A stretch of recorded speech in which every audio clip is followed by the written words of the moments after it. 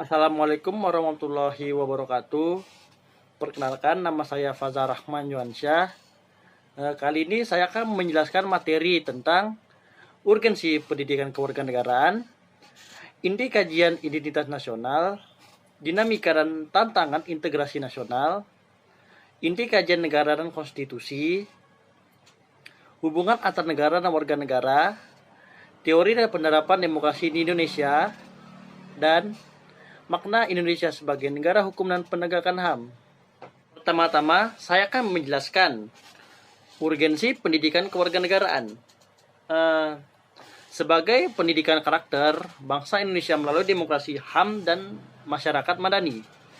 Penulisan ini bertujuan untuk membahas urgensi pendidikan kewarganegaraan atau civic education.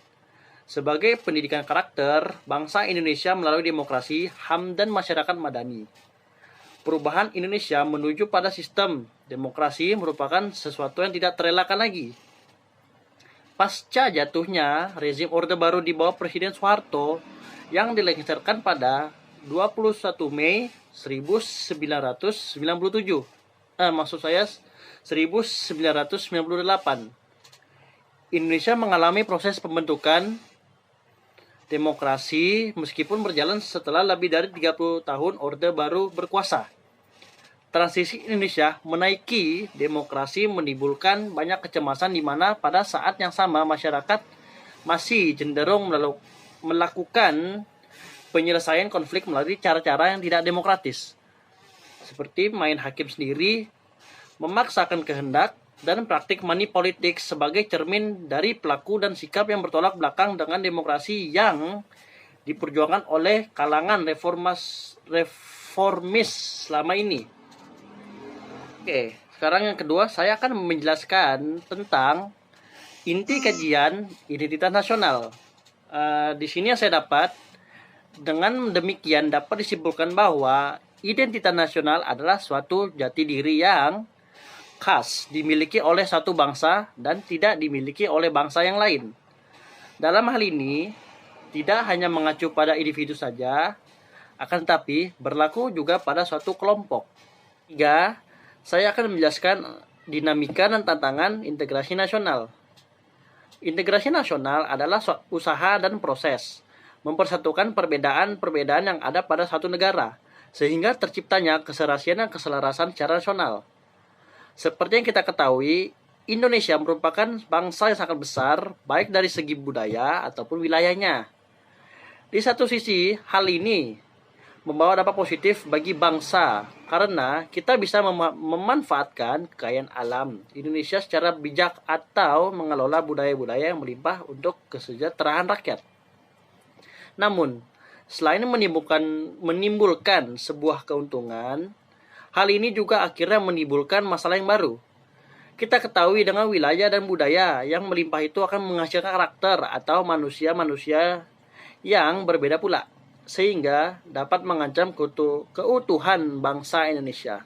Yang keempat, saya akan menjelaskan inti kajian negara dan konstitusi. Negara merupakan salah satu bentuk organisasi yang ada dalam kehidupan masyarakat. Pada prinsipnya, setiap organ masyarakat menjadi anggota dari suatu negara dan harus tunduk pada kekuasaan negara.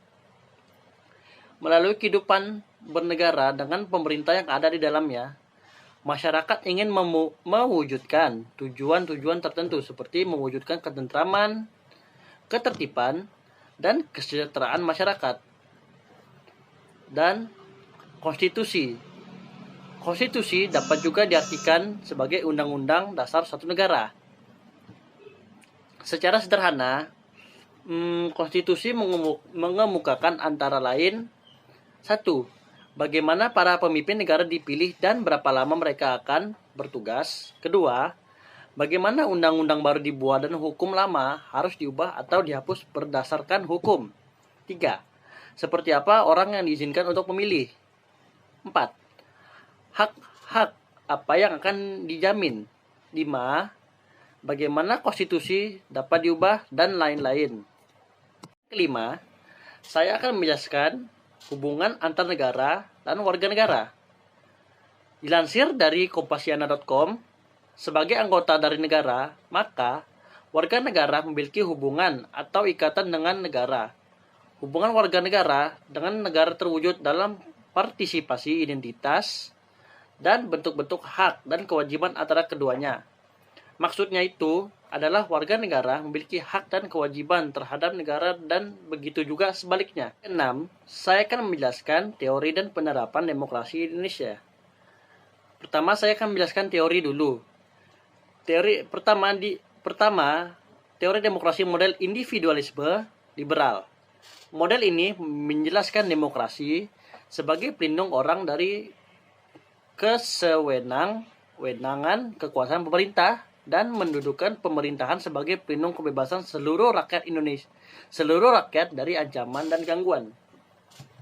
Kedua, teori demokrasi dari kaum pluralis merupakan model teoritis yang muncul dalam tulisan para teoritis seperti Madison, Dewey, Dahl, dan Brelson. Teori ini merupakan kebalikan dari individualisme abstrak yang menekan kepentingan pribadi individu-individu yang saling lepas.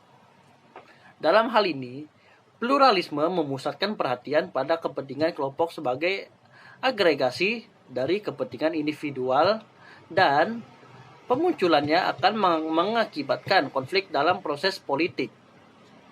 Sehingga demokrasi politik ditafsirkan sebagai sistem pemerintahan yang menangani konflik atau kompetisi. Itu untuk memperoleh keseimbangan sosial. Model yang ketiga adalah sosialisme holistik. Merupakan salah satu pendekatan yang menekankan demokrasi ekonomi dan muncul untuk menanggapi ditolaknya kenyataan hubungan sosial dan ekonomi yang dilontarkan oleh individualisme liberal. Pandangan umum ini diwakili oleh dua jenis teori utama. Teori yang pertama adalah cenderung memahami demokrasi ekonomi sebagai cara pendistribusian barang dan kesempatan secara lebih adil dalam konteks bentuk-bentuk demokrasi politik. Ini merupakan pandangan liberal daripada sosialis. Teori yang kedua menekankan perlunya demokrasi dalam mengendalikan produksi maupun distribusi. Secara tradisional ini teori sosialis yang umum. Dan saya akan menjelaskan penerapan sistem demokrasi di Indonesia.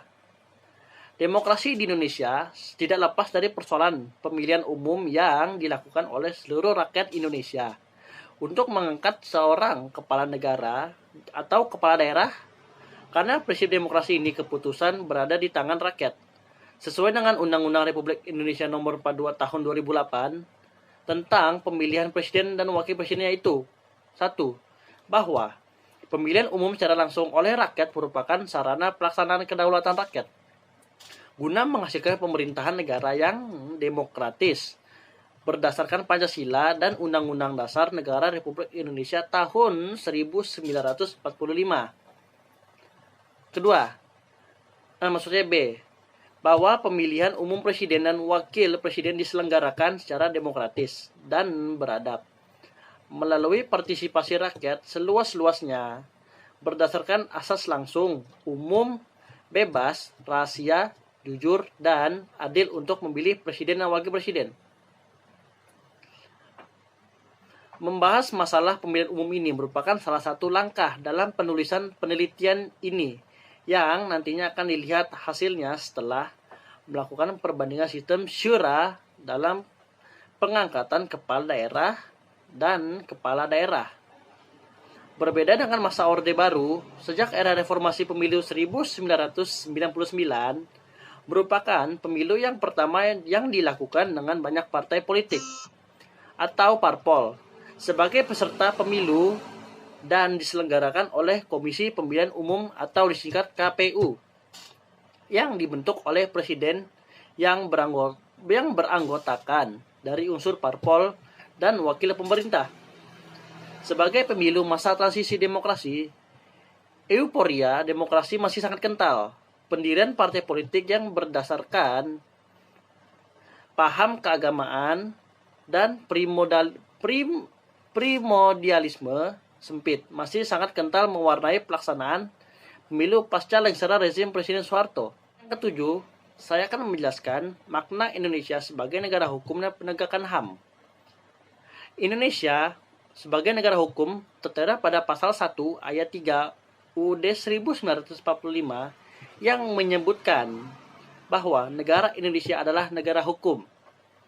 HAM adalah hak yang sudah melekat dalam diri manusia yang keberadaannya harus dihormati, dijunjung tinggi, dijaga, dan dilindungi setiap individu. Dan saya akan menjelaskan pesan inti dari antara kajian teori dan realita di lapangan. Sebagai generasi penerus bangsa, marilah kita memiliki rasa tanggung jawab terhadap keutuhan dan kesatuan bangsa. Tidak hanya sebagai generasi bangsa, tetapi kita adalah generasi pelurus bangsa di mana menjunjung tinggi sikap keadilan adalah suatu keharusan demi terciptanya kesejahteraan dan kemakmuran bangsa. Itu saja penjelasan dari saya. Saya mohon maaf yang sebesar-besarnya jika ada dari penjelasan saya yang kurang. Assalamualaikum warahmatullahi wabarakatuh.